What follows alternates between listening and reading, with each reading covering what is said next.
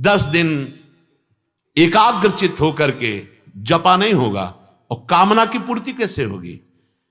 कामना की पूर्ति बिना अनुष्ठान के हो जाएगी। बड़े बड़े महापुरुषों ने जब कभी कामना की है तो भारी अनुष्ठान करना पड़ा है।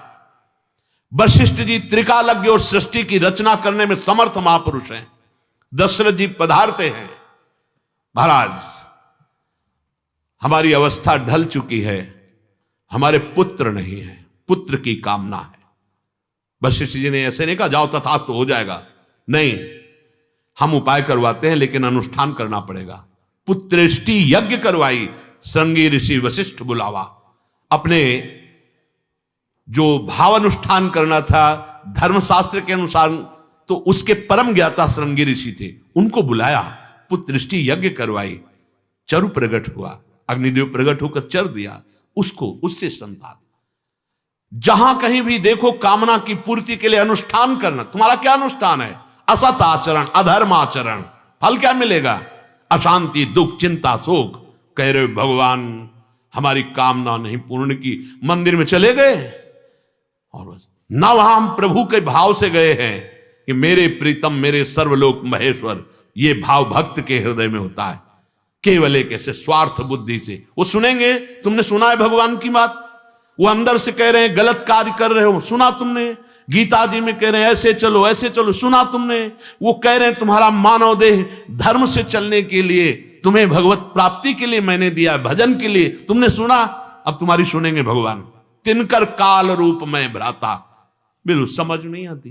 तुमने सुनी भगवान की बात, तुमने आज्ञा पालन किया, केवल मनमानी आचरण। कितने आप कामनाओं की बात बताएं, कितने महापुरुषों ने भगवान से कामना की है, लेकिन उसके लिए उनको अनुष्ठान करना पड़ा है। सकामता की पूर्ति के लिए अनुष्ठान है, निष्कामता के लिए कोई अनुष्ठान नहीं। भगवत समर्पित निरंतर चिंतन, जोई जोई प्यारो करे सोई मोई भावे, मेरी कोई मांग ही नहीं। अगर मांग है तो उसके लिए है तब।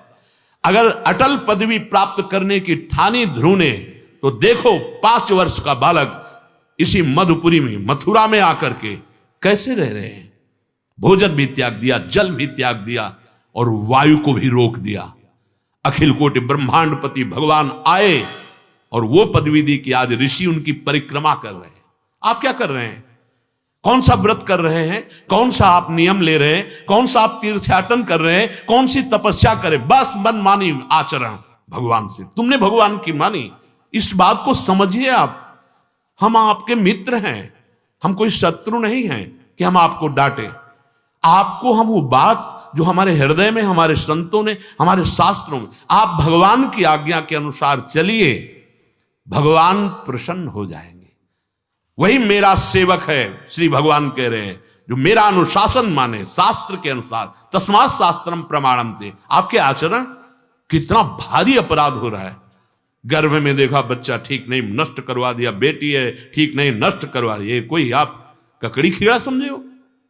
भारी अपराध। इसके बाद जब इसके परिणाम आएंगे तब आप हो भगवान, कहां भगवान? उस समय भगवान नहीं दिखाई दिया उसमें जो गर्भस्थ शिशु में बैठा हुआ है।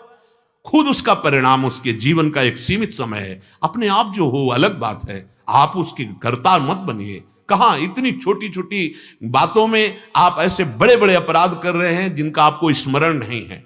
उनका जब परिणाम आएगा तो आपको कोई नहीं रोक सकेगा। कर्म नष्ट कर देता है। अवश्यमेव भोक्तव्यम कृतम कर्म शुभाशुभम, ये भगवान के वचन हैं।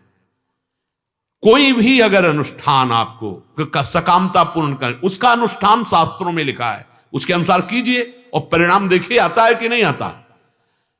पत्नी प्राप्त करनी सर्वांग सुंदरी और अनुकूल, तो 10,000 वर्ष तक तप परायण रहकर मंत्र जप करते रहे। भगवान प्रकट हुए, मांगा मुझे पत्नी चाहिए, तो देहूति जैसी पत्नी मिली। आदि सम्राट महाराज मनु की पुत्री, जिनके गर्भ से भगवान कपिल देव के रूप में प्रकट हुए। शास्त्र प्रमाणित अनुष्ठान कीजिए, आपकी कामना की पूर्ति होगी। अनुष्ठान से तो मतलब नहीं है। जो मनाया वो खा लिया, जो मनाया पी लिया, जो मनाया वो कर लिया, भगवान हमारे कर दे तो कर्म कौन भोगेगा? तुम अवश्यमेव भोक्तव्यम कृतम कर्म शुभाशुभम, भगवान की वाणी सिद्धांत है, कानून है, शास्त्री, उसके अनुसार चलो। ये मनमानी आचरण करने से अगर तुम्हारी आस्तिकता नष्ट हो गई, श्रद्धा नष्ट हो गई, तो मानव जीवन जो आपको परम कल्याण के लिए मिला था नष्ट हो गया। और योनियों में जाने पर न बुद्धि काम करती है, न कोई बचाव पक्ष होता है। अभी अहंकार कर लो, मनमानी आचरण कर लो, और परिणाम से जब फिर परिणाम, देवराज इंद्र के पद में बैठे थे महाराज नहुष, जब अजगर बने तो केवल एक समय दिया गया था। इस समय यदि कोई सामने आया तो आप भक्षण कर सकते हो, अन्यथा नहीं। महीनों भूखे पड़े रहते। तब वो भीम उनके चक्कर में जब उसी समय में फंसे थे, तब कहा मैं छोड़ नहीं सकता, यद्यपि मैं जानता हूं आप हमारे वंश के हैं, पर मैं इतना भूख से व्याकुल हूं। कितना कष्ट जीवों को है। उन्हीं कष्टों से बचने के लिए 84 लाख योनियों से हमें भगवान ने मानव दे दिया कि चलो आप भजन करो, मानव देह दे।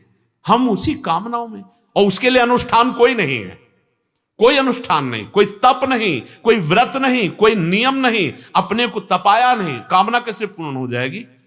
मांगने से मिल जाएगा? ऐसे प्रभु को अपना माना है, प्रभु की बात मानी है, बस केवल बावरापन लिए माया का और भगवान पर आरोप, इससे तुम्हारी हानि हो जाएगी। आस्तिकता चली गई तो मृत जीवन है। जिन हरि भगत हृदय नहीं आनी, जीवित सब समानते प्राणी। वो मुर्दे के समान जीवन है। क्या जीवन का अस्तित्व?